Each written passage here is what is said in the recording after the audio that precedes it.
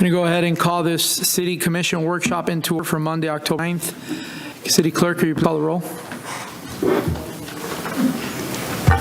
Commissioner Bill Vasquez. Commissioner Burbank. Commissioner Caldwell. Here. Commissioner Jody Lee. Here. Commissioner McCool. Vice Mayor Bradford. Here. Mayor Villa. Here. Can we please stand for the pledge?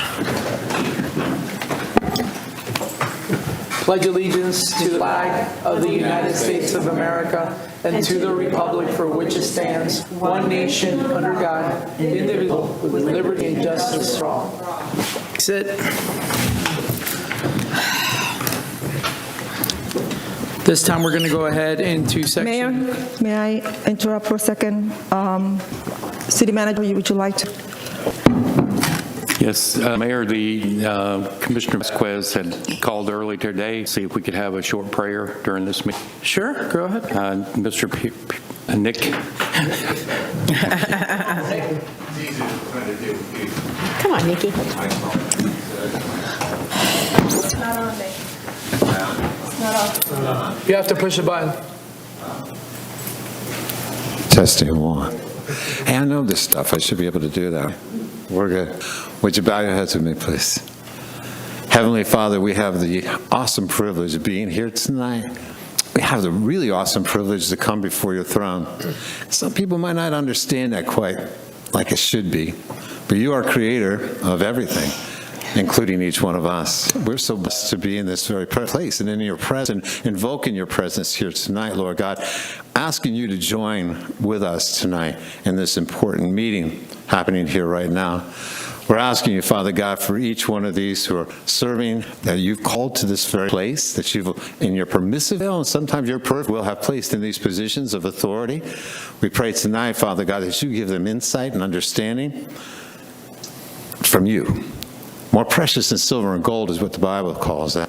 And your wisdom, because what the Bible is, main wisdom in its greatest form is that's nothing but foolishness to you.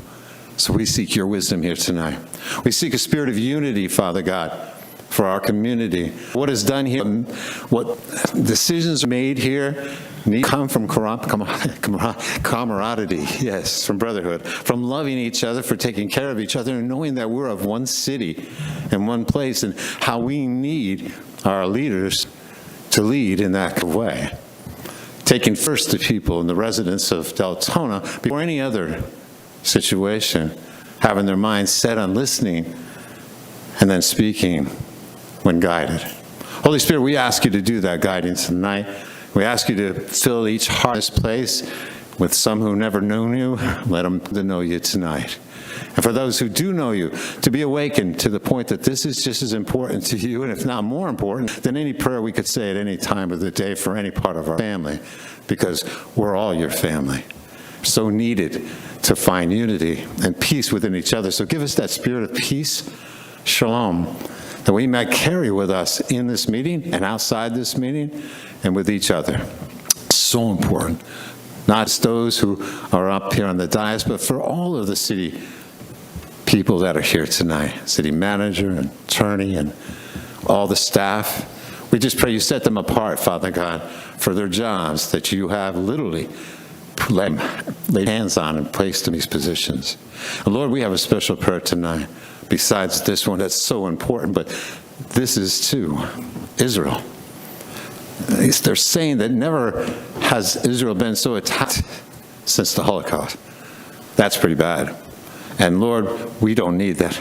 We know what this can bring to the world, not just to the Middle East. And we know how awful this can get and how bad it already is. We ask you, Father, to step in, and we know you can. Again, biblically, Lord, you are indeed the Lord of the armies. You're the head of the armies of Israel. That's what the Bible teaches us. You, Jehovah Sabaoth, you're the one who brings the end to warring. You're the one who brings peace, Jehovah Shalom. We're asking you to do that, Father, in Israel. We're asking you to spare lives for both sides, because it's just going to get more angry, and there's going to be more hurt, more pain, more death, sorrow, and it doesn't need to happen. People need to find that peace of God, but only they can find through you. We need you to intercede, Lord God, like never before, and bring a peace that's so important to Israel, but also to the world. And may this nation stand behind you 100%, 110%, whatever it takes. But may we unify our Congress and Senate in the same way that we seek unity here tonight in the city of Deltona. May we be examples here of what it means to be in unity. And Lord, we'll give you the praise, the glory, and thanksgiving, all in Jesus' name. Amen. Amen. All right, we're going to go ahead and move to 4A, discussion, the commission specific role and responsibilities of the city manager selection committee. Mr. Manager.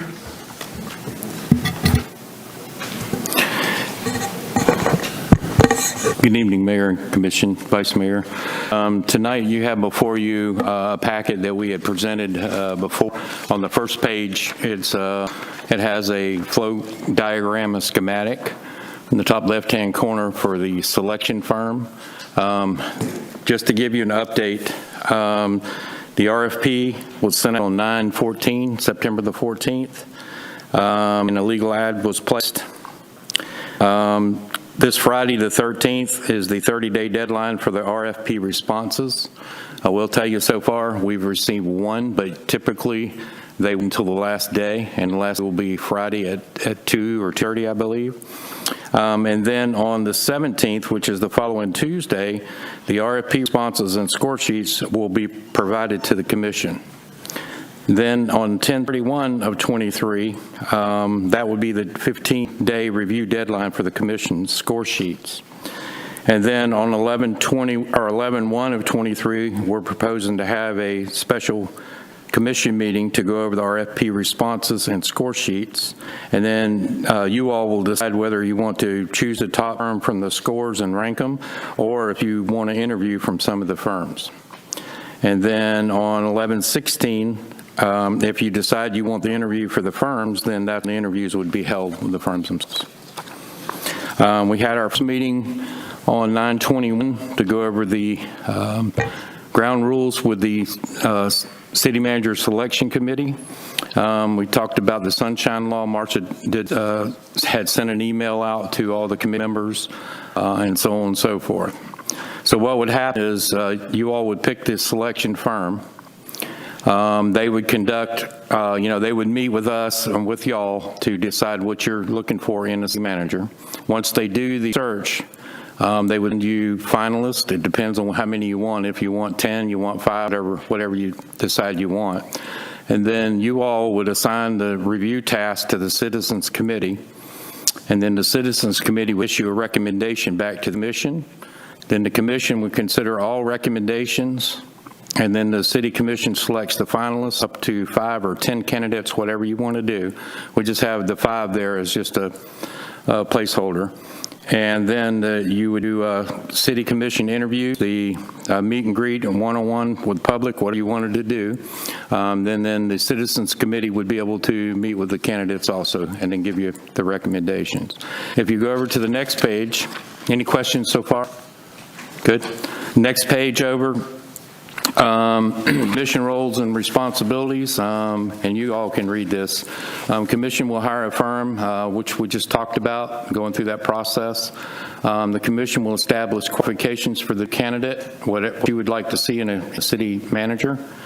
The commission will identify honest and factual challenges and opportunities for the new city manager. And then there's a few suggested qualifications listed below with some bullet points. So college degree in a related field, 5 years manager's experience or equivalents. You can change that because I know that we're looking at having some outside candidates besides the search firm that would be sent search firm. So any of these things on this list you could change. This is just a recommendation to you all. And then as we go on down, after all those bullet points, you would receive the finalist list from the firm. You would consider recommendations from the Citizens Committee. And then the commission ultimately determines the finalist list and schedules interviews. Develop a laundry list or a list of interview questions consistent with your challenge that you see with the city. We would conduct a public meet and greet. You would do the interviews, and then there would be public interviews, however y'all want to set that up. I know you've done it before. And then the role of the firm would be to conduct a nationwide search, vet all candidates with appropriate background checks, and establish the list for consideration to the commission. The thing is we want to make sure that the search firm is doing the background checks, because we can run into some issues, if they're not doing it, if just people are just calling trying to get, anybody's welcome to go on Google and look somebody up or anything like that, but as far as background checks, that needs to go through the search firm to make sure we're staying, in line with what we're needing to do here, what we're looking to do. And then the citizen committee role and responsibilities, a management sponsor, which is myself and Joyce, coordinates a meeting and explains the sunshine, which we did on 9/21, I'm sorry with dates, 9/21, we did do that. We had our first meeting. They selected a chairman and a vice chairman of that committee. And I think the meeting went really well. There were some questions and answers back and forth. They had asked several questions. And then once we get the stuff from the firm or the applicants from the firm, then the committee will be looking at those and sending you all recommendations. That's pretty much what we have out here. Any questions? So let me, I just want clarification on something. I don't see anybody on the board yet, but the sunshine clarification, because I've been seeing a couple of people asking, and I think we already addressed once, but just so we're crystal clear, they're not allowed to talk amongst each other. They are allowed to talk with other residents that are not part of that group. I'll let Marcia jump in. They're not allowed to talk to us. And they're not allowed to talk to us. Yes, they are allowed to talk to you individually under sunshine. Today, I sent a memo out to all of you because in essence, we have the two sunshine committees meeting right now. We have all of you, and whichever one of the folks that are here tonight from the committee you appointed is also a sunshine committee.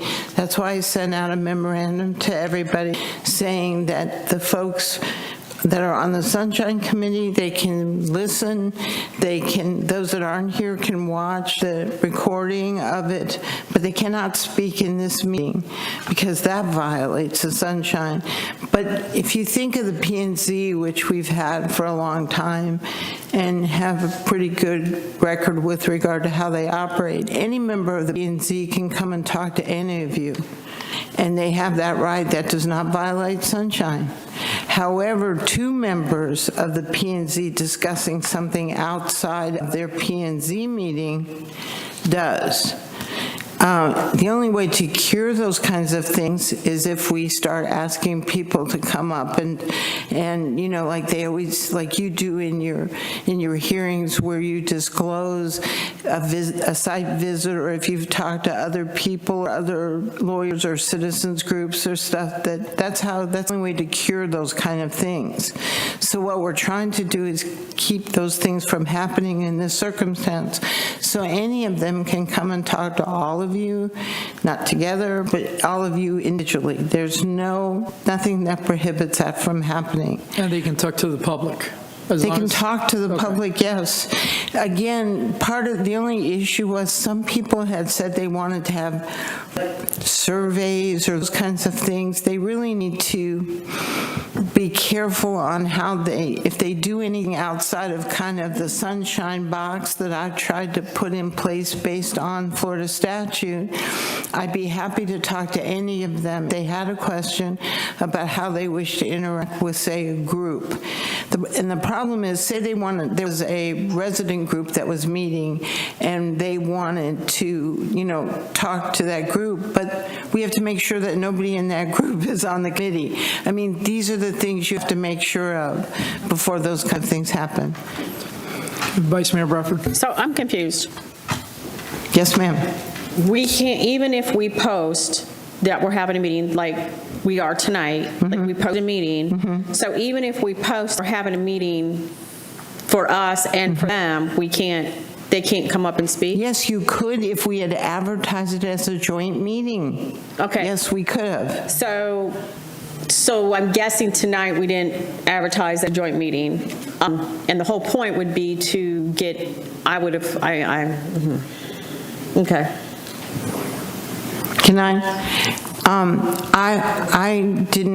wasn't aware of this, and when basically I was aware of it, I said, we've got sunshine issues, so that's why I did the memorandum, and that's why this wasn't done that way. But in the future, in a circumstance like that, as long as we advertise it as a joint meeting of the commission and a committee, or whatever the committee, or if you guys were meeting with the P&Z, as long as we advertise both of those two individual separate sunshine groups, we could do that. So, in just my opinion, like, we can talk about a few things, but I really wanted to hear from the committee and have like a meeting. So I don't know if this is something we can redo. I mean, because it's great, because I'm sure the reason we had the committee is because I'm sure they had ideas. That's why we selected them. So now, like, this is great for us to sit up here and talk, but I've got a committee here that I can't really talk to. So I don't want to be rude, but to me, this is worthless. Because I can say in 2 seconds that, there's a few things on this, and I'll just say it now. Like, one, we need city manager experience. I'm not looking for equivalent, because I've had equivalent, and it's not good. Anybody who I don't want anybody, I feel personally, that has had any private interviews with any city commissioner, mayor, vice, anybody. They should be disqualified, because in my opinion, somebody who's running or coming up here to be a city manager should know that there's no going to an individual commissioner, So personally, anybody who has had private meetings with anyone, we should make it very clear there is no private meetings with anybody on this dais. And then can you guys say, like, who was appointed as the spokesperson and the alternate, or the chair and vice chair, as you said? Yes, the chair was Tara Diarco. I'm sorry if I missed. Joyce can probably pronounce the names better than me. I'm sorry. I think who the vice chair was. Davis. Davison Harriet is the vice chair, and Tara Dorico is the chair. Correct. Okay, thank you. I'd kind of like to see a meeting where we actually post for both sides and we can have a That's what I thought we were having today. I thought we just agreed to work. All right, Commissioner Vila Vasquez. Thank you, Mayor. So I came to the meeting as an observant. I was not part of the meeting. And looking at the notes that was written down here, seems that a lot of the questions that came up at that meeting are pretty much answered in this and this information that the city manager gave us. I just want to understand, an outside candidate that reaches to our AR, are we directing them to the firm, or are we taking their application? We are having them go into our WorkBright system, which is our application system, and it will be forwarded to the firm. Yes. So when they fill out the application on our line, we have access to that? Yes, but we will be sending it to them. We won't be downloading it or doing anything with them. It'll go straight to the firm. Is there a way that we can send them directly to a link directly to the firm and not have the city involved in that? We can ask the search firm that question once you choose one. I would imagine there's a way to do that, yes. I personally prefer that, so there won't be any more finger pointing around up here. Yes, ma'am. Thank you. Anybody else on the dais have questions?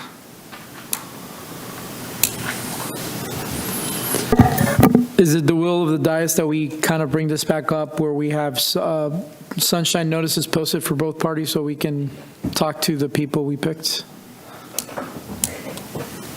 Yes. Okay, so we're gonna go ahead and move.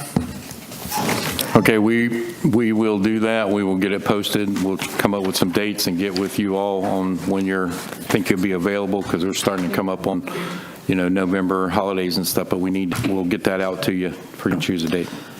Yeah. Thank you to all the people on the committee for coming and trying to be part of the process. We're going to correct that and make sure we fix that. We're going to go ahead and move on to section 4B, update on public works and utilities. Ms. Phyllis Wallace.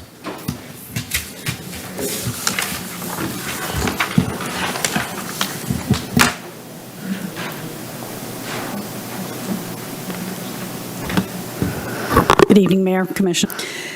Handed a pretty extensive list of different projects, both private projects, public projects. Wanted to at least provide a listing of everything that's, to the best of my knowledge, doesn't mean I didn't miss things, of status of different projects throughout the city. So I didn't know if you wanted me to go item by item, or if you had questions. I know I gave it to you at the last minute. Happy to go through. The ones highlighted in yellow on the first page, those are in DRC for review right now. Some have been submitted formally, some were waiting on their formal submittal, some were waiting on resubmittals. Then the green are all of the projects that are currently under construction, and I tried to provide at least a general guideline of how they're progressing through the construction activities for those various projects.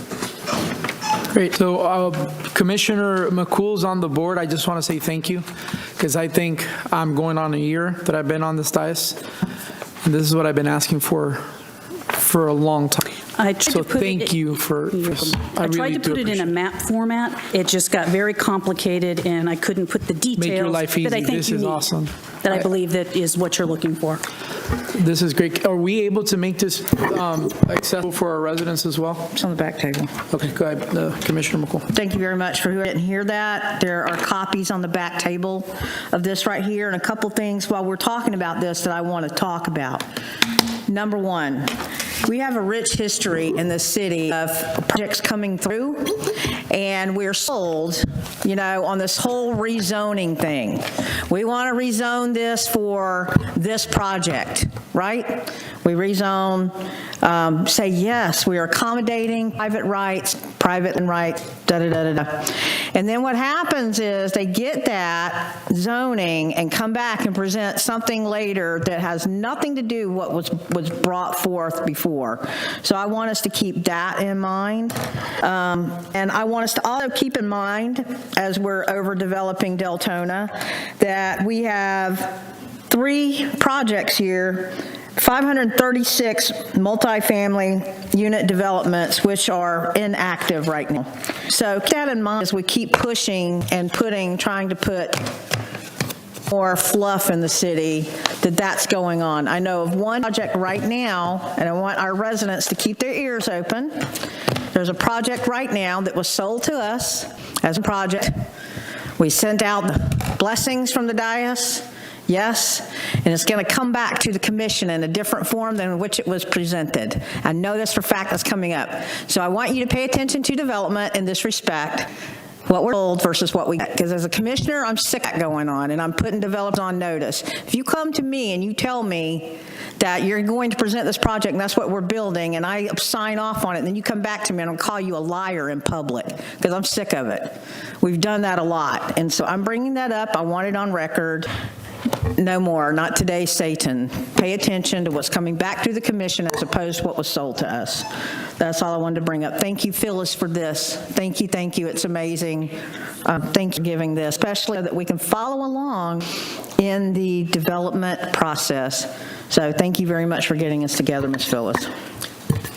Vice Mayor Bradford and then Commissioner Avila Vasquez. Where's the project? I don't see it on here next to Starbucks on Howland. I think she's talking about Panda Express. Has not come in for formal submittal. No. Has not been submitted to DRC for formal submittal. Oh, okay, because I thought I was told that they were waiting on approval. I will double check that, but I do not believe it has been, if it's been submitted to DRC, and I apologize, it's a lot of projects, then we're waiting on their response back to us. Okay. But I will double check on that and provide a Yeah, because I status know they update. cleared the lot. That's why I was like, where are we at, you know? And then did that require a permit to clear that lot? It did require a permit, but because they did a swap with the county for the pond in the front and swung out with the underlying property owner, I linked all that to one particular project, which was the lot clearing and the modification of the ponds. Okay. I do want to point out an error, if on page 2, down at the bottom with Integra Mist, I got a little excited and said several buildings have been issued COs. Actually, only one building has been issued a CO, and they are renting out that building right now. So second building is waiting on some final inspections to open that up, so. All right, it's good to see some of these plazas filling up, these empty buildings, so that's great. And the ones that highlighted pink really was supposed to be red are the 3 residential subdivisions that are in various stages of either have been abandoned altogether or have just kind of stalled, for lack of a better description. Okay, and what is the status of the eyesore off of, oh my God, what is that road? Expert car care? Is that what you're talking about? Yeah, behind the Lowe's and the Publix. That is known, the terrace is a smaller development. That's the Lita? Thalita is the smaller one, and it's actually behind the Publix. Thalita is behind the post office, and it is Enrico Ridge, which is the larger development that is directly behind. The one that Publix. started and just sitting there? That's the several builds, multi-stories, yes. Which one's that called? That is called Enrico Ridge. Okay, so what is going on with that? So now I have buildings 3/4, maybe halfway done, vacant, and the last thing I need is a bunch of homeless people hanging out and sleeping there, because that's exactly what's going to happen. We're getting into colder weather. Excuse me, it's happening. Yeah. We're getting into colder, inclement weather. So what are we doing with that, and how are we holding the individuals accountable for those buildings? It's difficult at best. We started with some code violations and cases last year. They did come into compliance.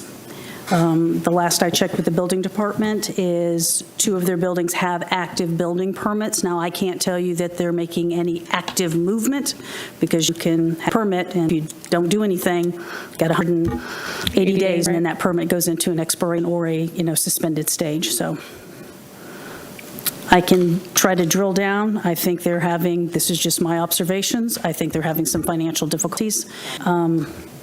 But I don't know that for a fact. I just suspect that's what's happening, is some money flow problems, some cash So flow being that they're issues. having financial difficulties, can we reach out to them? I mean, what can we do? Because the last thing I need is, everybody needs, people in the area, is them to continue to sit there. So I don't know what we can do, like like you're saying, with an active permit, there's only so much we can do, right?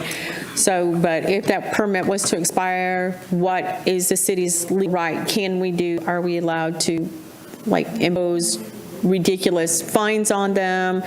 What can we do? I think there's a lot of options. Because I don't want to be known as that eyesore like we have on I-4. I don't want that to happen. So I just need to know, what can we do and how are we going to stay on top of this? Because that's very important. There's a lot of, that area also has a lot of homeless. So that's going to become crime-ridden, I hate to say it, for the neighborhood. I think if you're, will allow me, I think I'll do is tomorrow I'll get with compliance, fire, as well as the building department, drill down on where everybody is in their individual components on this, and then a decision can be kind of formulated, and we may have to involve city attorney and the city manager's office to kind of figure what our next course of action is. Thank Vice you. Mayor, and I can just also Yeah, add to please. that, I reached out to County Council David Santiago, because he has contacts for these folks. He's reached out to them. He's tried to get a buyer for those property. Apparently, they were advertising, from what Mr. Reese, when he was here in Deltona, had told me. They were advertising certain things that they didn't have. So I think I don't know if they're going through some legal issues or not, but I don't think they're very willing to sell either. Is that the Brazilians? Yes. Okay. Thank you. That's my biggest concern. Mostly out of all these, this can be the biggest headache for the local residents in the city at this point. Unless they want to sell it to us and we'll make it some sort of housing. On page 3, we hear a lot of comments from our residents, as well as from the mayor and our commission, regarding projects that they think are happening, and yes, they are, but they are just in for what we call a pre-application informational gathering meeting. So I've listed everything that we have had for us at the RC for the last for our 2 meetings, just so that you have a kind of a global picture of the different things that have come before us. Nothing has been formally submitted, and once again, those meetings are strictly for informational purposes, for them to gather, as I call it, the good, the bad, and if there's some ugly out there about what they want to do, I want to share that with the right property owners coming into Deltona on the right properties. We don't want them to buy something that then they can't do what they'd like to do with it. Thank you so much for putting this together, because I'm sure this did take some time. We really do appreciate it. Good to see that we get this going, but updated and readily available for residents on the website. And then the last 2 pages are our public projects, which are projects that Public Works and Engineering, Deltona Water are working on, just so that you have a status. We do have projects that are out there. The 4B project, that's a big one, and we are working with all of our partners in that to basically bring that project to closure and close out, which will also include restoration. So we are working on that, but there are a lot of partners involved, so it isn't just our sole decision. We want to make sure we are not putting the city at risk relative to any grants or other fundings that we have associated with it. The big news on this list, if I were to say anything, is the meter replacements. Vanguard has exceeded expectations. They have installed upwards of 6,000 meters since the contract was let.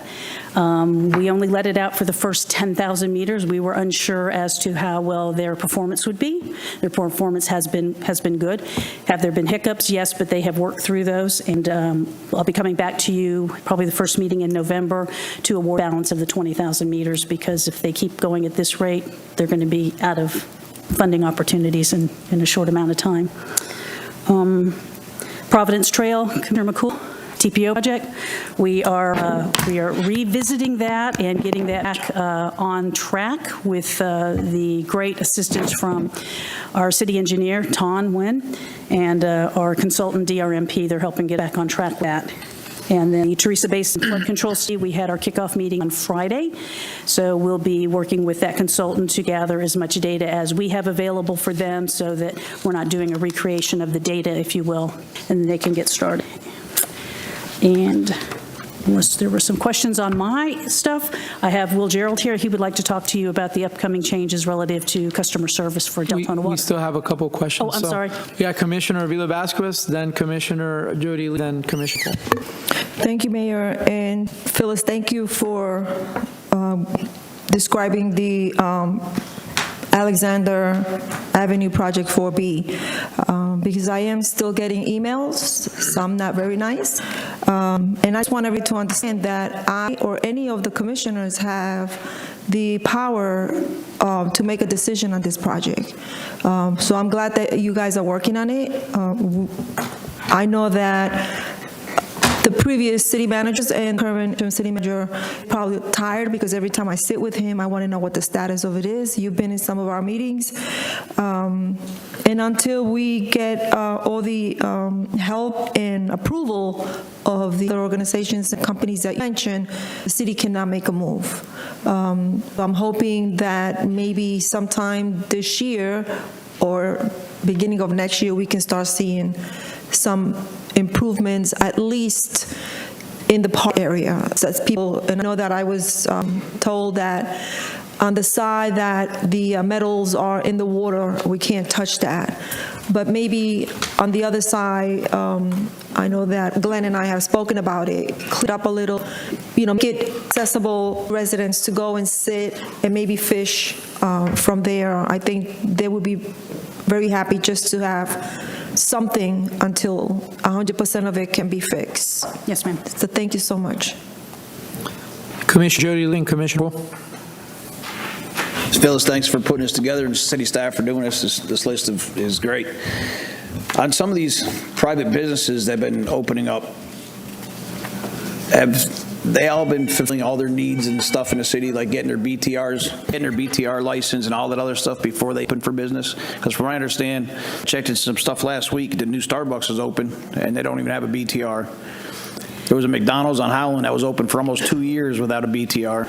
We hold citizens accountable. I want to make sure holding these businesses, because if a business is open without a BR, I want to find out why they're open and who allowed them to open without doing this prior. Because if we hold citizens to standards of paying taxes and code, things in their yards and stuff like that, we should be holding these businesses, and they should not be open business until they've done the exact thing. Because from what I understand, like the Starbucks, they is up until Friday haven't even got theirs yet, and they're open for business. So I'm just want to make sure that these businesses that are open are held to a standard, because they shouldn't be allowed to open with it. Look into that, Commissioner. That's kind of outside of my lane of travel, if you will, but I'll look into it, try to get the details, how our code reads relative to that. My responsibility is... Right, I know it's just...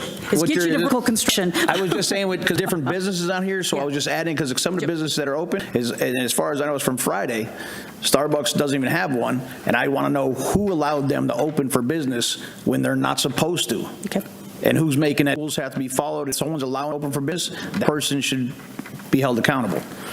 That's all. Thank you, Phyllis. Commissioner McCool? Thank you. Number one, Phyllis, could you tell me, I just want to mention of one thing to whomever, Island Walk, that project, when I was out storm watching last weekend, silt fence is down back there. I meant to tell you that, Phyllis, and I'm sorry that I didn't call you over the weekend to let you know, but that silt fence is down going into the lot behind it. So that. Also, I am with the Vice Mayor regarding these abandoned projects here. There needs to be accountability, because you came to us, and I'm talking about the developers, you came to us, you were entitled to do certain things, but now these projects, 3 of them sitting there abandoned with no recent activity, and I'm hoping that there's some motivation for them not to just sit there, whether it be through fining, whatever it is, whatever. But I'm not for that, because here's what's sitting. They're getting weathered, been sitting in weather, right? Particle board. Now you're gonna, when you start building, this is what people are gonna be living in. This is what I'm talking about, cookie cutter crap in our city, and I don't want to see that. So I want to make note that I'm asking in public right now for all 3 of these that have been sitting out in the weather. I want close inspection to these when they start up, because I want subpar material that has been subject to weather sitting out all this time, and our people trying to live in this. So I want that noted publicly. Also, could you tell me on the Dr. Martin Luther King Boulevard multifamily development? Okay. When we did the future land use, when we did our comp plan, we did all the approval for this. What did we initially approve this for, that property there? Commercial. I believe. What did they bring to us there? They said that they wanted businesses. Am I not correct there? I believe so. This was before my time at the city. It was designed, platted, if you will, for a commercial development. Yeah. Of different lot sizes and stuff. Yeah. So y'all, this is what I'm talking about. Now we have in pre-application, and I'm using this as a step. This is how it goes. Bought this property under speculation as a developer. I bought the property. I told the beautiful city of Deltona that I'm bringing commercial development. But now here I am, because I can't market it, and I bought the property for this. Now I'm going to try to put up parts.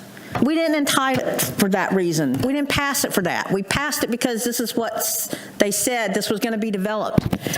And we have a rich history, or developers have a rich history of coming in this town, telling us that they're going to do one thing, and then they do another. And they can do that because we approve it based on what they tell us at the time. And I'm really sick of that. We turned down one project here because the developer came in here. They wanted us to rezone it. What are you going to do with the property? I don't know. Well, how are you going to ask us to shape our city? You don't know what's going to go there. Well, so it's speculative, and I'm just bringing our attention to this because we have a concept of where we want the city, and this is what I'm talking about here. So pay attention to this. And I want to understand the Clear Lake and Lake Baton stormwater pump station and force main replacement. Could you just tell me about that a little bit, Ms. Phyllis? Yes, ma'am. That was an inherited pump station and force main when the city incorporated from Volusia County. The pumps there are antiquated. They're functioning, please don't misunderstand me when I say that, but they have outlived their livelihood, and we need to upgrade those. And then we also would like to get the force main, which runs along the back property lines of properties, out into the public right-of-way. Which property? I know it says Lake Baton. I'm thinking about Lake Baton Estates. No, it's not, it is not within the Lake Baton Estate subdivision. Okay. It's just called that, I apologize. No, that's fine. Is it back there behind like the Walmart neighborhood center and all of that? Right, it's the street that runs. Yeah. I know what you're talking about. Yeah. Okay. And so the force main was put back there, and that becomes problematic if there should be, if something happens with the force main. We can't get back there to do any repairs reasonably and quickly. So as part of the project, proposing that we move from the rear and get it out in public right away where we have reasonable access, and we won't have any conflicts with it in the future. Okay. Last question here, and thank you also for the meter replacement and installation. No, I think that Will is going to talk about this, so I'll maybe defer to him. Are we implementing the software with these meters, the new software with the new meters that are going in right now? The software, we are working on that as we speak as a separate project. The meters can put in, they can still be read with remote hand readers. So as an example, you can go into Cortland Park, stand at the beginning of Cortland Park, and you can read every meter in that subdivision. I may be exaggerating slightly. Right, but no. One person says people, and it's them an entire day to read the meter. Okay, so my reason in asking this is a sense of urgency about this. We're still getting the ghost random high water bills. I can't even go down that path. I've been doing that for 5-6 years now. But my point is, we need to empower our residents as soon as possible. I can't make that point strong enough that until we do that, until we get, this Tyler Technologies, Tyler Technologies software, William, no? You'll talk about it. Okay, but I'm just putting that out there.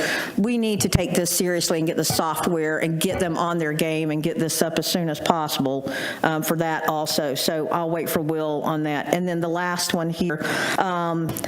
Thank you for getting with FDT. I know Ms. Henson is amazing. I know that her last day was whenever, but a week ago or whatever.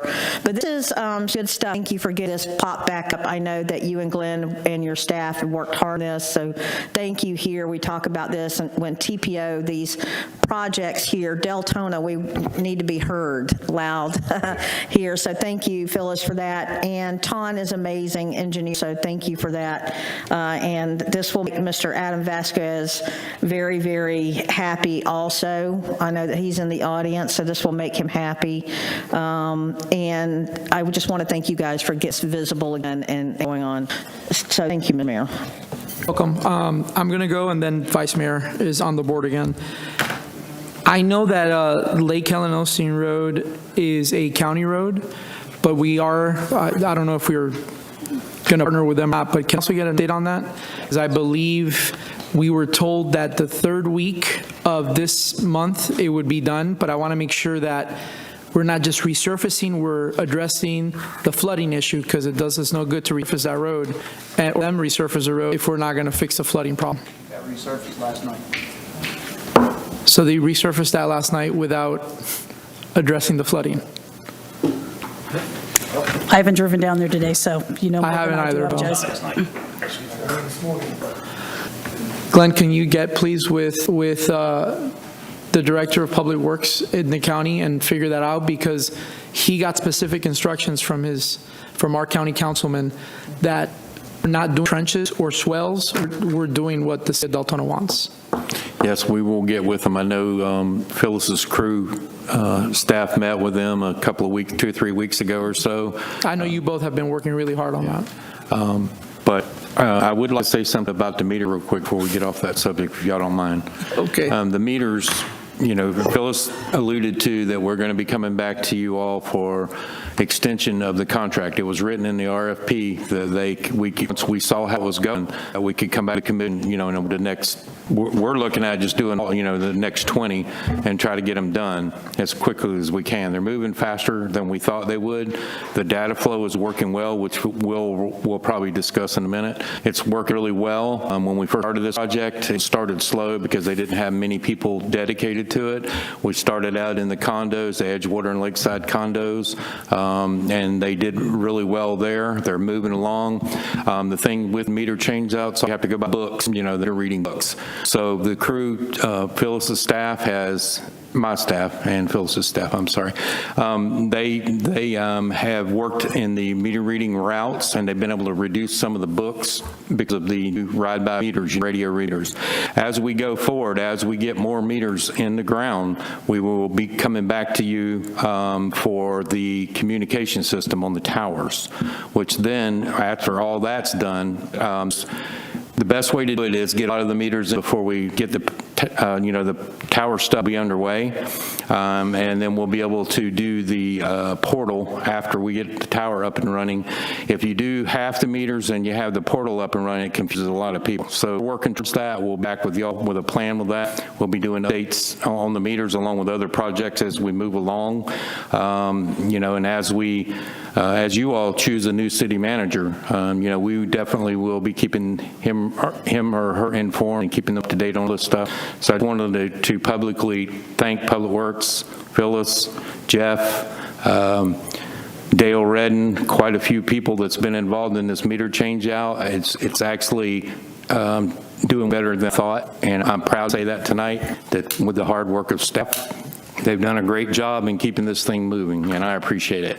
And I appreciate y'all's confidence in us to get this done. And it will be a really good, once we get it done, it will be a good thing. Thank you. Circling back to Lake Ellen Olstein Road, if we do what we initially want to do they have to break that road again? I would suspect no, but not knowing, not having had topography done out there and shell elevations, it's possible we can just work strictly in the public right-of-way and not work and impact the roadways, but until we have a more formalized design on what we think will work out there to direct water. For the piping is what I'm talking about. Right, for the piping, my team's standpoint, they felt that they do everything within the public right-of-way and direct it in multiple directions to get it away from the intersection. Okay. Lakeshore Senior Center, I believe, Mr. Whitcomb, you said that there's already something out for hiring staff, and that should be open as we have staff? Yeah, that's correct. Okay. And we're still waiting, well, the update is here. Wait, can you expound on that? That's not Lakeshore Senior Center, it's Lakeshore Community Center. Lakeshore Community Center, yes, and Mark Manning. Apologies, I misspoke words, but the point is it's the same location. The section of sewer that we talked about for a little bit from Deltona Boulevard and Enterprise up to Crunch Fitness, do we have a time on that? I'll let Phyllis jump in too. I've gone back, I've pulled the original study that was done last year. I've got to drill down into that to determine with the city manager and other staff members what the best course of action. There were 3 or 4 options that were thrown out there. Several of them required, which I don't think would be very palatable, a lot of property acquisitions. Which then that just raises the cost, and then you're still getting any closer to really having infrastructure in the ground. I'm sorry, being a District 3 manager, can you update me on what this project is? Sanitary sewer for the CRA area. Excuse me, Ms. Abila Vasquez, next time I just appreciate if you just let me know before you talk out like that. I've been letting know and you don't You're call not. me. I see here Vice Mayor Bradford. Okay. So thank you, I appreciate it. That's all I have. Vice Mayor Bradford and then Commissioner Avila Vasquez, you'll be called out to her. Question. I'm going back to Martin Luther King Boulevard. Is that project a live local? It has been presented to the DRC as a live local, yes. No. So if I'm not, help me if I'm, this is just horrible. So from what I was reading up, with the live local, they're allowed to do commercial, residential, whatever, right? But also what I read, they are not allowed to build anything over within a 1-mile radius of the highest building. Well, I drove the highest building in Deltona, which is Halifax, and it's 1.8 miles. So that means they're limited to 1 story, correct? Yes. Has to be within a 1 mile radius for the highest buildings. So you're going to build apartments. I mean, how many can literally build on those parcels if they're only able to go 1 story? 40% has to be affordable. And 40% affordable, basically with Deltona's means at $65,000, puts the rents at where they're at right now. That's not affordable. That's not affordable. Is this be allowed? That's my concern. And what are they allowed to go over 1 story based on within a 1 mile radius? There is nothing that is over 1 story. Like I drove it. Halifax is 1.8 miles. So that takes them out. Anything over 1 story. We can certainly look at that and make sure that they fall within the parameters they're supposed to. We are going to have, I had an offer from Carmen to come over and do a presentation on the Live Local stuff through the Volusia League of Cities, I believe. We'll have him here to do a presentation for you, either the next meeting come on the, I believe it's the 16th October, or the workshop the following week. Because that area, I mean, we already have a medical plaza there. Yes, ma'am. The center's there. I mean, that was supposed to be like part of the medical area as well. Now we're just going to pop up apartments in the middle of nowhere. I don't understand how this is even being allowed, like in that area. If I may. I'm blown away. I know you've done some research on it, or can you please enlighten us on this? Because to me, this is just ridiculous. Like, who do we call? I can only enlighten you as to what I know. Okay. Before Jim Chisholm left, I wrote a draft Live Local ordinance. You've never adopted it. I mean, we've got a state law, but we haven't taken that and adopted it in the city. Have we ever seen it? Have I seen it? Haven't seen it. Oh, Well, no. we can't adopt it. No, but that's what I'm saying. It's never been adopted. So, so in that transition right there, I kind of was, dropped out of it because Angelina and I were talking to the state about certain provisions, and there's all sorts of stuff that's involved in that would have to come into the city's regulations. And I wasn't familiar with any of this with the DRC or anything else. So, I mean, it seems like from a legislative standpoint, we've got an issue here, We've got a major issue here. This is like serious. And if developers are going to be able to just come in, take any stink parcel they want, do what they want, whenever they want, I mean, this Live Local's serious. We need to get will tell you, if I could, away. I don't mean to interrupt everyone. I will tell you, I did speak to Senator Wright last week, and the Senate is having a conversation with a member of their party, and they are telling her that need. They it's start funny, this? but- They do this? They but did they're- this, they're- right? But they weren't in agreement. This is horrible. Yeah. This is, I don't know what There's gonna we be have to amendments made to do. If I could, I mean, I have a copy of my draft that I wrote, and I can copy all of you, and you can all see it tomorrow.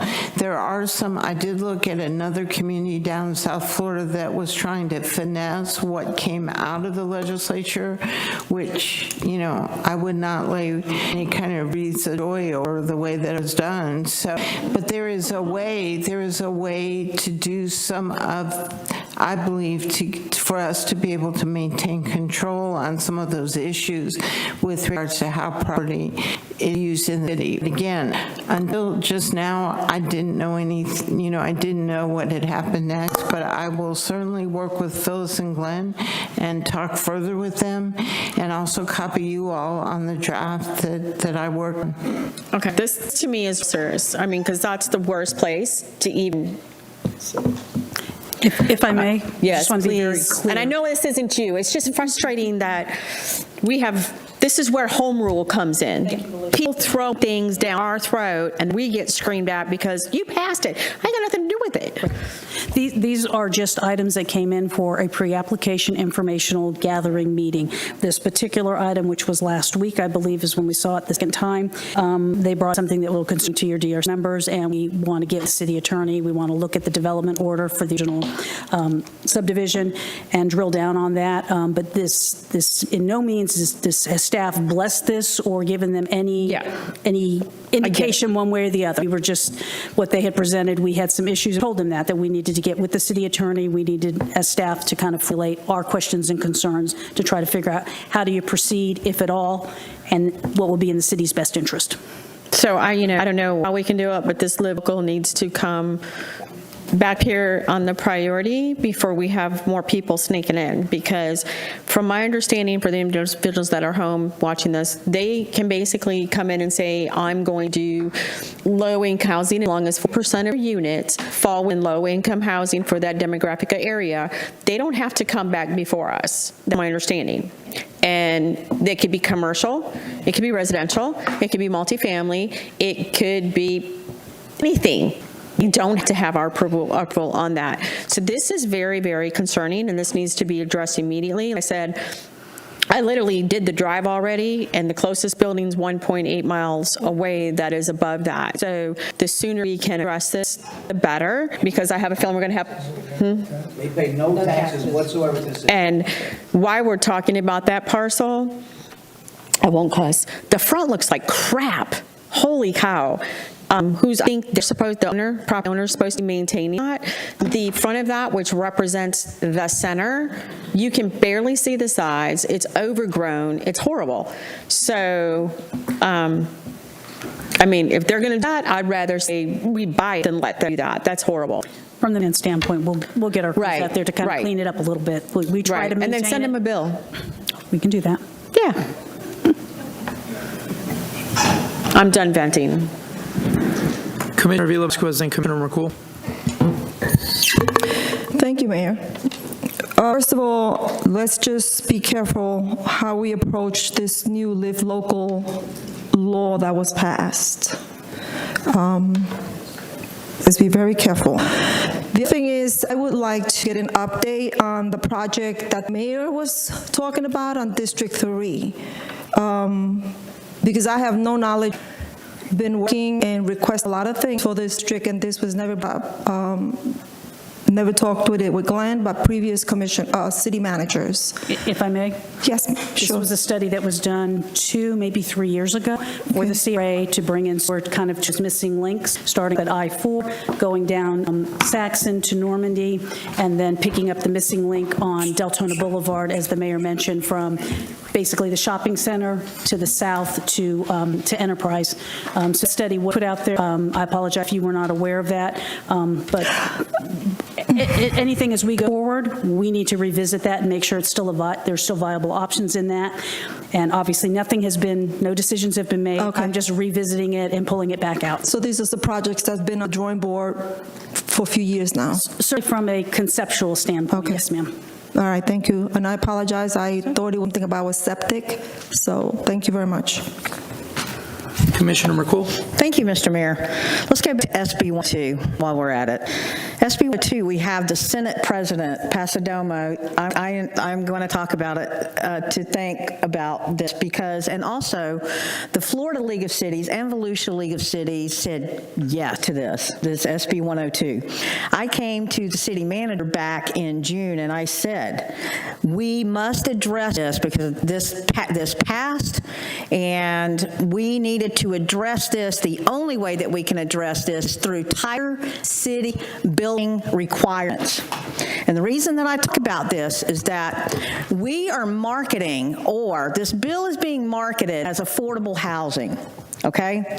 You're going to put up a cookie cutter apartment under affordable housing, guys, and you have residents sitting in cookie cutters, and they're going to be paying $600 a month for electricity, whatever the water is, because they're going to be billed up to code, but there's nothing money saving about that, because there's why. They're required. Developers going to come in, going to do the most profitable thing. Doesn't matter that you're building homes for people to affordably live in.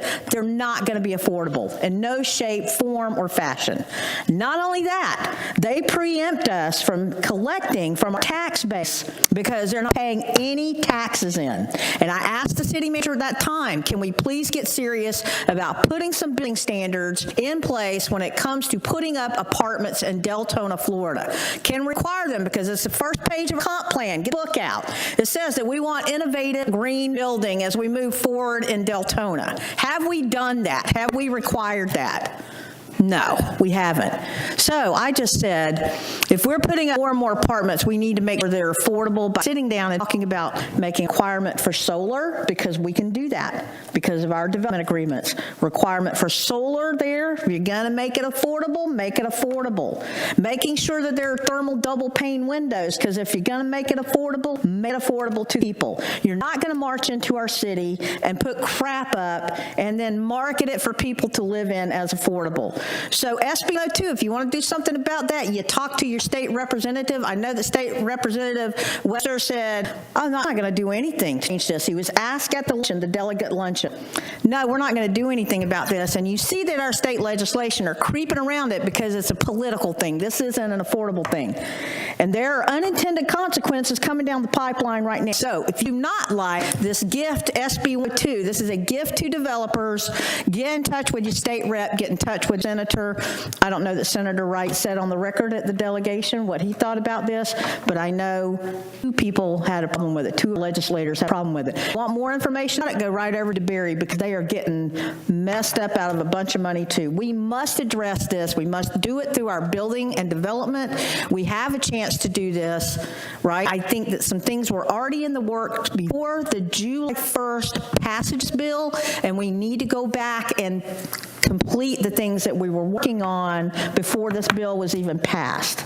So SB 102, write it down in your books. This is where we're going. All right, we're going to move to the water section of the presentation, but I know we're all very passionate about this Not mad at you, we love you. live local situation. I remind you that session is coming into place. Great opportunity for us as a mission to go up there and voice respectfully our opinions. Exactly.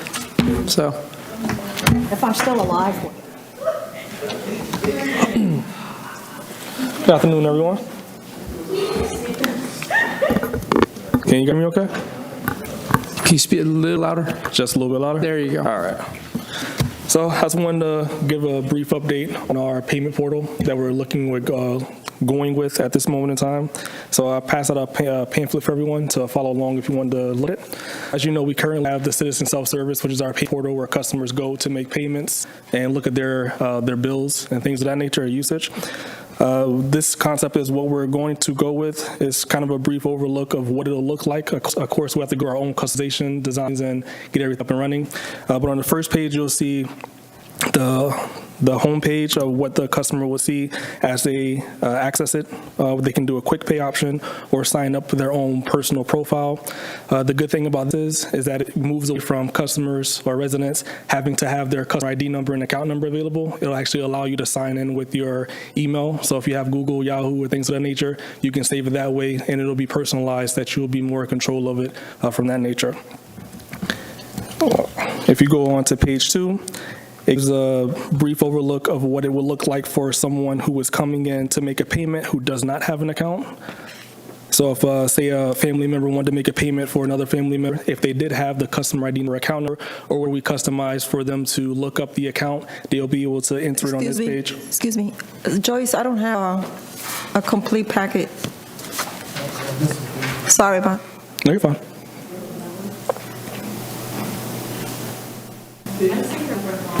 Either,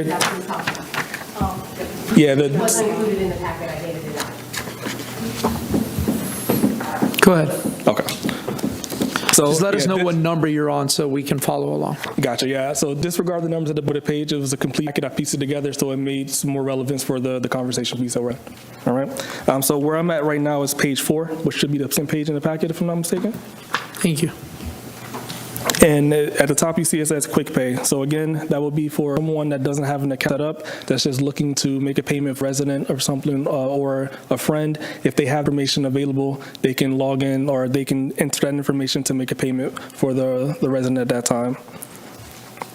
And it's just, again, just to give a glimpse of what it can look like. Maybe some differences once we go to live status, but it's just a glimpse into what it will look like.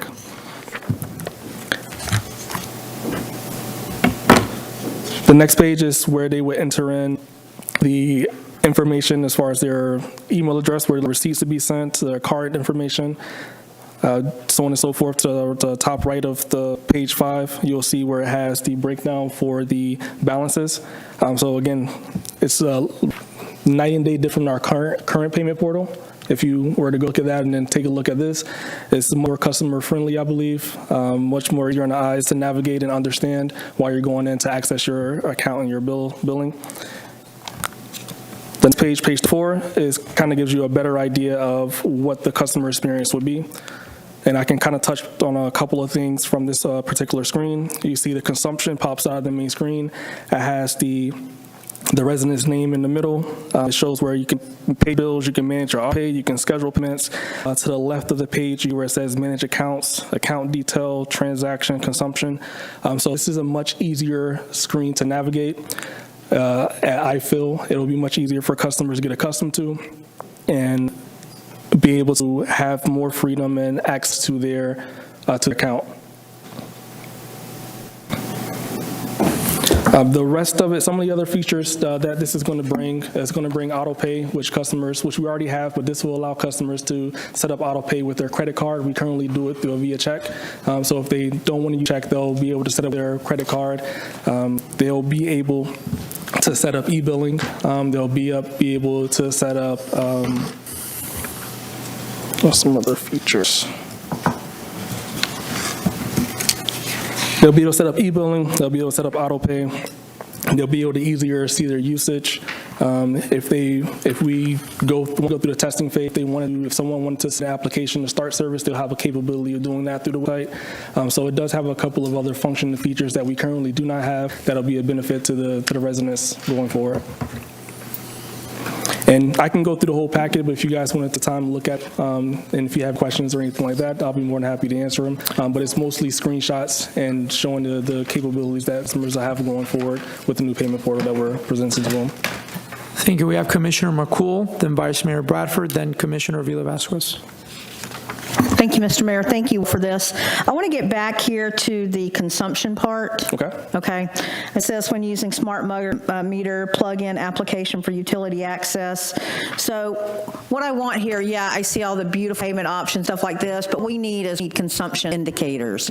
So could you break that down for me so that I know that a resident can go back and look at their consumption for a day and find out and get alerts if they have overusage, and how that baseline is established? Could you take me through that? So that is a feature that is available and free. We're not there as a city to being able to utilize that currently, but this software does provide the option to do that once we have an array set up where we can take daily readings from our smart meters going forward. So in theory, yes, we will be able to have instant readings of consumption and things of that nature, but when we launch this, we won't have those capabilities. Why? We can have the array set up for the city at this time. Have what? The array. So what I mean by array, right now we can drive around and grab readings with a handheld reading device. So that's driving around. But if the mayor or manager had the array to where we can pull readings at any time, then that will open up the capability for residents to be able to go and access those readings at their own time. Okay, so I'm just saying for this commissioner, that as we go through, I want us to have that. That important to me. We have 37 ways to pay, but part of the reason that we were so excited about getting these in here is because we have mystery consumption all the time, and we need to stop that. Two things we need to address and we need to stop. We need the resident to be able to see their water consumption, and we need to be able to see it. That's as important as putting the meter in itself, because we had these issues. This is one of the reasons that we got here. So it's my desire. I don't know about the rest of the commission. I don't know what mechanism we need to move that through, but that's really important to me that there's transparency there, that they get to see that. We need to feed our residents information. They're hungering for information, especially about this. You have people that'll have a $20, $30 water bill, then you have a $400 water bill, then it goes back down the next month, and we go through all of these things where we take them, you have a leak maybe, right? That's our standard answer, right? With this, they can see this was happening this night, and maybe the dots will connect, and we have that also. So it's really important for me that we keep that in mind moving through. Yes, ma'am. And that's part of doing the antenna array system, which will be coming, once we get more meters in. It takes a while to do all that. We have a contractor that we have to come before y'all to get all that approved. Once we get done and we can get the portal up, then it will be that way. Okay. I know in the beginning when this stuff was talked about years ago, I don't know that it was explained that you have to get a certain amount of meters in first before, and we're getting a thing where they're going to put the antenna system up where it's going to be a reoccurring charge every year, for the data storage and all that kind of stuff. So we are working towards that. It's just going to take a while longer to get there, to get the antenna system up for the communication to be able to do that. How long, Glenn? It's going to be several more months. Okay, that's Yeah. fine.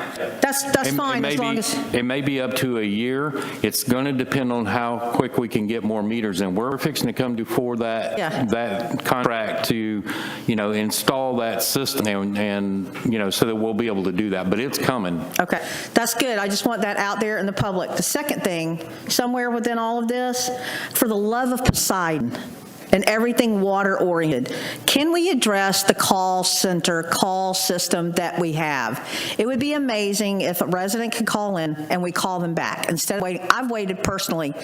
This is 40 minutes, right? And your staff is the best, right? Don't get me wrong there. The volume makes the sheer volume and the sheer amount of time that it takes to actively engage with a resident, right, and take care of them is such that we don't do it successfully. And I asked for this like 3, 4, 5 years ago, a call system, phone system, whereas the resident can get a call back. The power companies do that, so do other people, right? And I just want us to do that because one of the most frustrating things is customer service. And I don't mean when you actually get a person on the phone, but lack of being able to get somebody on the phone. Because if you are a working person and you're trying to take care of bills Monday through Friday, what times do you have it? Either before work, at lunch, or after work. Right? And we just residents need that. So I would like for us to, have we talked about that, discussed it, thought about it, tried it? Is there any movement there on the phone system?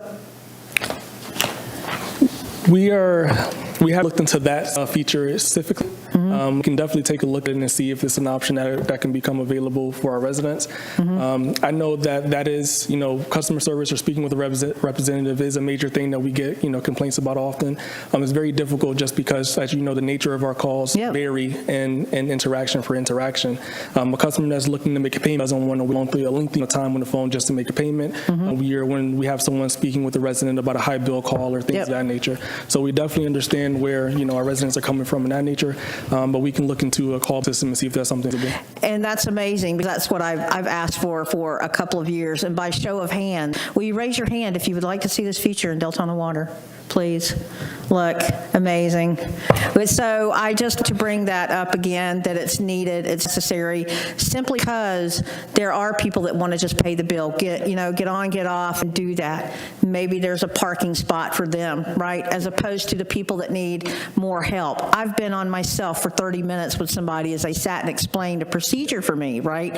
And I've been on the phone with you guys and a resident at the same time. And one phone call is take up to 35, 40 minutes because you're trying to assist someone in a meaningful way. And it, you know what I mean? It takes away from what could be a 10-minute phone call. So moving forward, I like that addressed, and I think that everybody else would too, that phone system be taken a look at. Thank you, Mr. Mayor. Vice Mayor Bradford and Commissioner Vila Vasquez.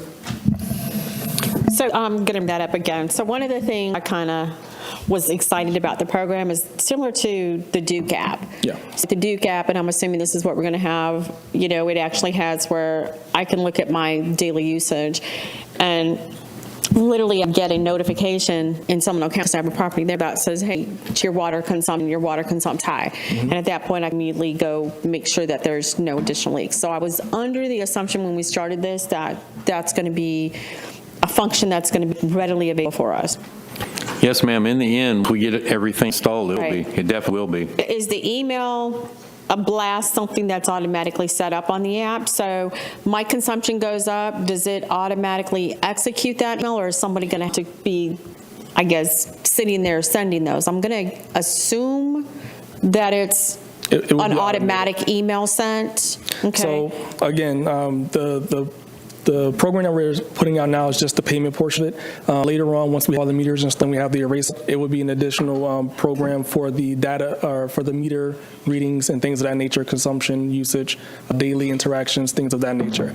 But with that feature, you would be able to set thresholds. So if a customer says, hey, if anything goes over 1,200 gallons of water, I want to be notified, they would set up their email address, their text message, however the program or software that they would like to use or set up the function to be, and then they would get notified at that moment in time if it reaches that threshold, being that it's Yay. getting the daily usage. And Okay, and I know that's a lot of the residents were excited about, so thank you for going over that. So what I noticed is under the payment details, it says current balance payment amount, processing fee, which I guess on this bill is pretty high, and municipal online payment fee. So specific bill had $18 added, which I understand not everybody's bill's that high. Are we going to do something to encourage individuals to sign up for auto pay? I mean, is there anything we can offer them as far as maybe waiting because these right here, I want to pay you. I don't even care, $3 a month, $3 a month going to add up over 12 months. So what can we do to entice residents to set up the auto pay? And if that means I waive the municipal fee, so we are guaranteed payment each month, because the reason I'm saying this, so I can clarify, so people out there are like, it came up last year how many accounts were in disconnect form. I think it was before Hurricane. There are thousands, how many? it's not that number, but I don't know the number off the top of my head. It's up there. But We have in disconnect form, and so the whole goal would be to encourage them to set up auto pay, and then what is the processing going to be for these individuals? I know I've done a few questions as we went through the presentation. No, it's okay. What we're going to do is once we get closer to the payment portal stuff, Will's going to come back with some of his staff and workshop with residents. We're going to open it up to the residents to come in, like on an evening or maybe even a Saturday a couple of times, to try to get people to sign up for auto pay and bill us our paper billing and all those things. They will be assisting people on showing them how to sign up for the accounts and do all those things to help people, to help encourage that. So, Okay. yes. Woohoo, but you show me the money. That's what they're going to say. I already know. And two, can we check, are we legally allowed to call it a processing fee for processing a credit card? Because in the state of Florida, it's legal to charge a fee to process for credit cards. Yes. Go ahead, Will. So again, this isn't like a verbatim, word for word, item by item of what it is. So Correct. the process fee that you see on there, it's not going to be applicable to how we have our accounts up, if that clarifies anything. Okay. I just want to make sure that we're not going to have fee. Yeah. The goal is ease, convenience, get the bills paid, and go on. And we are definitely getting the app for the phone, correct? It's not going to be in a form, it's just going to be in a link. So kind of how our citizen self-service works now, you can go to the website and it fits your phone like it should, but it's not going to be a visual app, no ma'am. Okay, we're sold on an app. What We were sold there was going to be an app for the phone. We will look into it as we move forward with this. I mean, I'm sure there can be an app. You can have an app for just about anything. Well, I know you guys, you're getting the blunt of promises that were made to us as a commission to jump on this. And like I said, I mean, if you ask, I've got Duke, I've got Spectrum, I've got all the apps, so I can easily log on, done, paid history, no matter where I'm at. I don't have to worry about going onto the website, doing this new. So we sold on an app for the phone. I'm just throwing out there the dream, the cloud we were sold on. And then, I just want to make sure that was part of the question, going with the app is, there is also a contact us on the app, there's billing on the app, there's usage on the app, And I'm sure they probably have some that are cookie cutter rudder because, like I said, Spectrum, Duke, they've all got it. So I'm just want to make sure that we're giving the residents what we sold them on this dream. We will certainly work on it as we get through the process. Thank you for that wonderful answer. You always tell me what I want to hear. I love it. Thank you. You're good, Vice Mayor. I'm good. Commissioner Avila Vasquez, and then we'll go to public I comment. say that because he never says no. Thank you, Mayor. Check. Will, are we going to be able to give them access to paperless options? Yes. It'll be part of this Yes. first, The first rollout, yes, ma'am. okay. And then auto pay is also, could be linked to a bank account, or is it just a credit card? Yes, it'll still have all the features as far as a credit card through in your bank account as far as setting up the auto pay. Okay, thank you. No problem. City Clerk, we're going to go to public comment, please. Terry Ellis, please. Thank you, Will. Okay. No problem. Hey, Will. Never met you in person. Talked to you many times. Okay. I'm going to keep this short. And first of all, I'm going to say, you're right. It is so nice to have this. So many people have been asking about it. I just want to make a comment about it at the risk of, I don't want to seem ungrateful, because it is fantastic. But I'm thinking about this as a project manager. First of all, these are a lot of projects, and I wrote down a lot more projects that weren't on this list. So I'm going to ask, and I'm sure, hopefully, the city has some kind of project management software. It might not even be all project management software. But, and Maritza, I'm thinking about you because like you've talked about many times before, all of you have, is how things get stalled, they get lost, we lose them going in between employees. So even if maybe we need to get an intern maybe to even help Phyllis or help Glenn in order to keep the status information updated. There's some additional things I'd like to see, things like who the sponsors of a project are, the budget, what the proposed budget is and where we are in the budget, what the proposed timeline is and where we are in the timeline. Those are the kind of things that when you have a project management software, those things, not automatically, but pretty much it's standard. So maybe just think about that. And as far as the phone system goes, this was something that I talked to Mr. Peters about a lot. And even if we do something in the meantime, don't forget, folks, I mean, I'm assuming that our calls come in on an IVR, and we can hire a rollover center, even if we just put the payment calls to a rollover center so that they could process them, it would still help for the immediate future. So thank you very much, and thank you so much, city staff. Again, awesome. Thank you, Ms. Ellis. Adam Vasquez, please.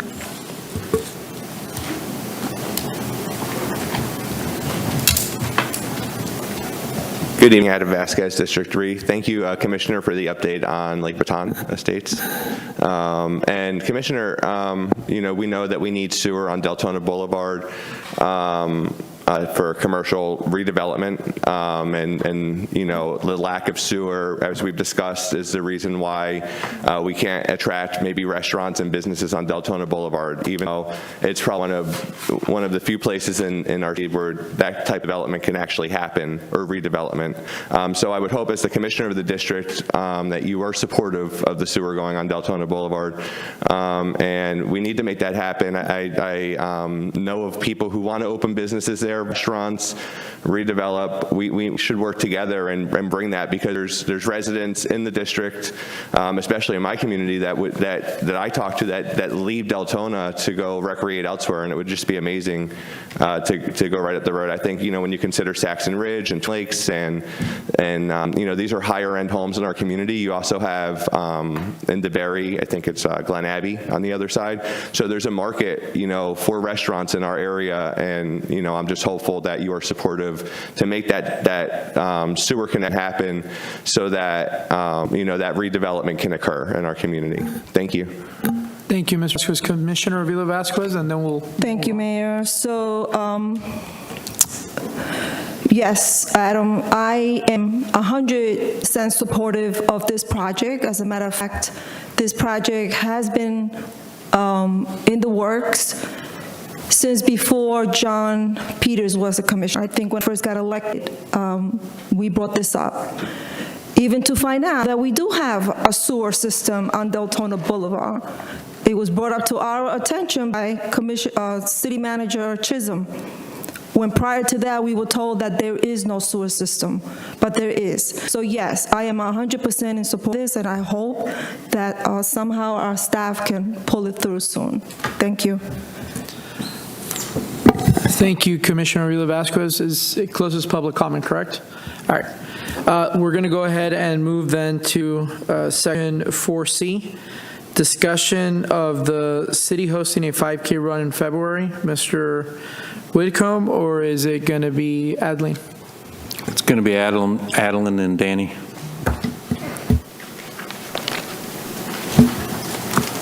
Hello. So basically what we wanted to bring forward is that we would like to present and get approval from the commission about hosting a 5K. This 5K will happen at Dewey O'Boster on February 24th. We'll do ticket collections the week before, the week of, but a few days before, Wednesday, February 21st, as well as Friday, February 23rd.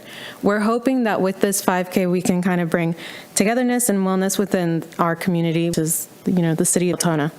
We would also like to donate funds to a charity organization, and the charity organization that we're looking at is the American Heart Association. With the setup, we will be working with Runner High Racing, and the cost to have this event is going to be about $5,000. With the $5,000, we hope to have it covered with sponsors. We have been looking at Halifax Health as well as the Delta Firefighters Foundation as one of our sponsors, and we are also looking at other potential sponsors as well. And that's what we would like to present today. We hope to get to the city of Deltona and get approval from the commission to have this event. We really do want to bring health and wellness into the community, and we had a 5K with the Mayor's Fit Challenge, and it was very successful. We noticed that a lot of the residents really enjoyed it, and they wanted to see another one. So we can't vote in a workshop, so it'll have to come to a meeting. So we appreciate the presentation. Mayor, we're just looking for consensus. Yes. Okay. Joyce, are the systems down?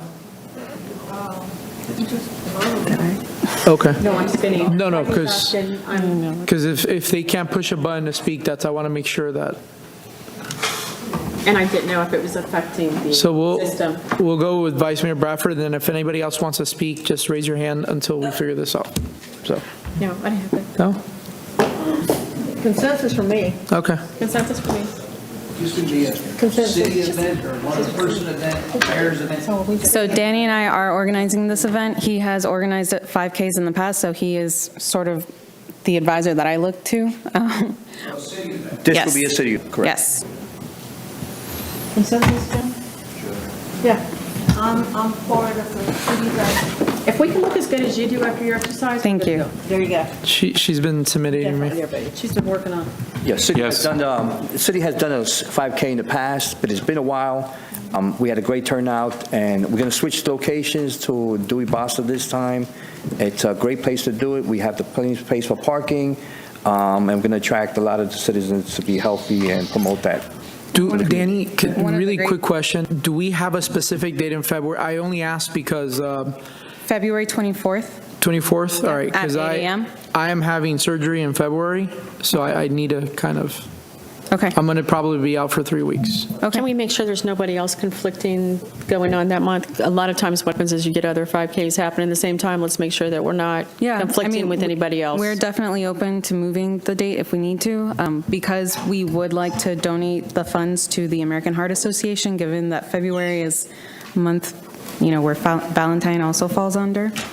May I suggest, thought it kind of worked. Since there was a consensus up here, may I suggest you start advertising? In case there's no one else having another one, and this way they'll go by your schedule. Yes. Yeah, we can do. Okay. Okay, Mayor, I just wanted to make sure we have the consensus. We're all good, right? We do have consensus. Okay, thank you. And we are done. Thank you so much. City Manager, comments?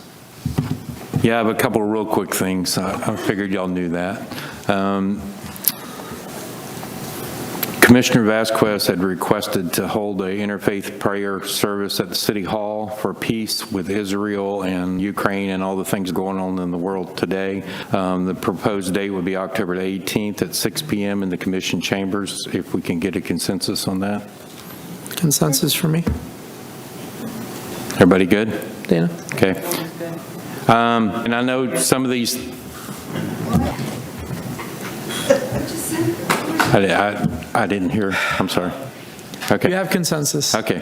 And then to let you all know, the commission is aware of that our HR director, Rebecca Wilk, is leaving the city. This Friday is her last day, the 13th. We have a temp agency, Robert Half Corporation, that we've done an interview with it'd just be a temporary HR director at this point, and we can get some viable applications. I've been looking through stuff coming in, but I haven't seen anything yet that we want to go this route, so we can get somebody in here at the end of this week. I'll have to come back to the commission for additional funding for that, and we will try to get an HR director as quick as we can. This gives us a chance to try somebody else with this arrangement. They've done it before in the city. We've done it before at Deltona Water, I know for sure. I've been told it's been done here at City Hall for other positions. Her name would be Florence Johnson is her name.